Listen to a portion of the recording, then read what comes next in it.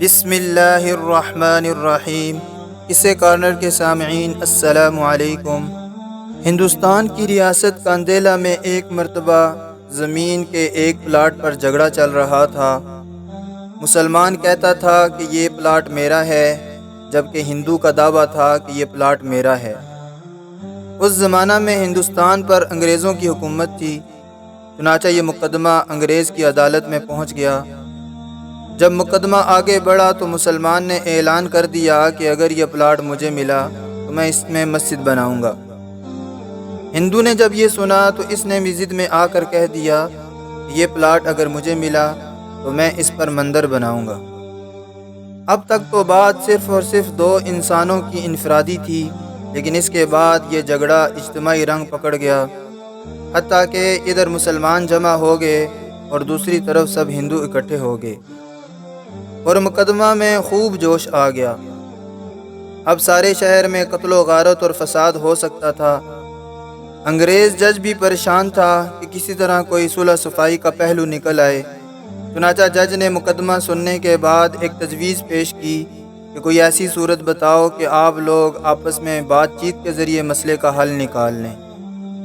تو ہندو نے ایک تجویز پیش کی کہ ہم آپ کو ایک مسلمان کا نام تنہائی میں بتائیں گے، آپ اگلی پیشی پر ان کو بلا لیں اور ان سے پوچھ لیں، اگر وہ کہیں کہ یہ مسلمان کی زمین ہے تو آپ مسلمان کو زمین دے دیں، ہم اس پر راضی رہیں گے، اور اگر وہ کہیں کہ یہ زمین مسلمان کی نہیں ہے بلکہ ہندو کی ہے تو آپ یہ زمین ہمیں دے دیجئے گا۔ جب جج نے دونوں فریقین سے پوچھا تو دونوں اس پر راضی ہو گئے۔ مسلمانوں کو یہ خیال تھا کہ اگر فیصلہ مسلمان گواہ کی گواہی پر ہوگا تو وہ مسلمان جو بھی ہو مسجد بنانے کی ہی بات کرے گا۔ چنانچہ انگریز جج نے پیشی کی نئی تاریخ مقرر کر دی اور اس مسلمان گواہ کو لانے کا حکم دے دیا۔ اب جب مسلمان باہر نکلے تو بڑے ہی خوش تھے۔ باقی ہندوؤں نے ہندو سے پوچھا کہ معاملے کا کیا بنا، تو انہوں نے کہا کہ ہم نے ایک مسلمان عالم کو حاکم بنا لیا ہے کہ وہ اگلی پیشی پر جو کہیں گے اسی پر فیصلہ ہوگا۔ اب ہندوؤں کے دل مرجھا گئے، لیکن انتظار میں تھے کہ اگلی پیشی میں کیا ہوتا ہے۔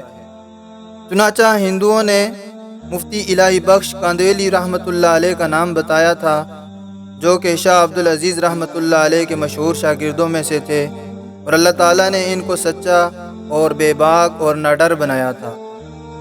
انگریز جج نے پوچھا کہ بتائیے مفتی صاحب، یہ زمین کا ٹکڑا کس کی ملکیت ہے؟ مفتی صاحب کو چونکہ حقیقت حال کا پتہ تھا، انہوں نے جواب دیا کہ یہ زمین ہندو کی ہے۔ جب انہوں نے کہا کہ یہ ہندو کی زمین ہے تو انگریز جج نے اگلی بات پوچھی کہ کیا اب ہندو لوگ اس کے اوپر مندر تعمیر کر سکتے ہیں؟ مفتی صاحب نے فرمایا کہ جب ملکیت ان کی ہے تو جو چاہیں کریں، اس پر گھر بھی بنا سکتے ہیں اور اگر یہ چاہیں تو مندر بھی بنا سکتے ہیں، ان کو اختیار ہے۔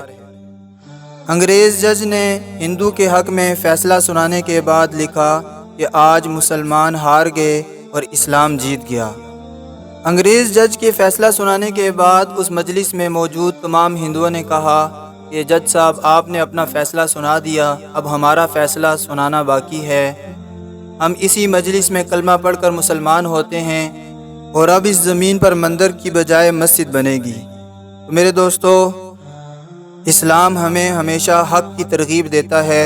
حدیث شریف میں آتا ہے، قُلِ الْحَقُّ وَإِنْ كَانَ مُرًّا، حق بات کہو اگرچہ کڑوی ہی کیوں نہ ہو۔ اب عقل کہہ رہی تھی کہ جھوٹ بولو گے تو مسجد بن جائے گی، لیکن مسلمان نے سچ بولا تو اللہ تعالیٰ نے مندر بنانے والوں سے ہی مسجد بنوا دی۔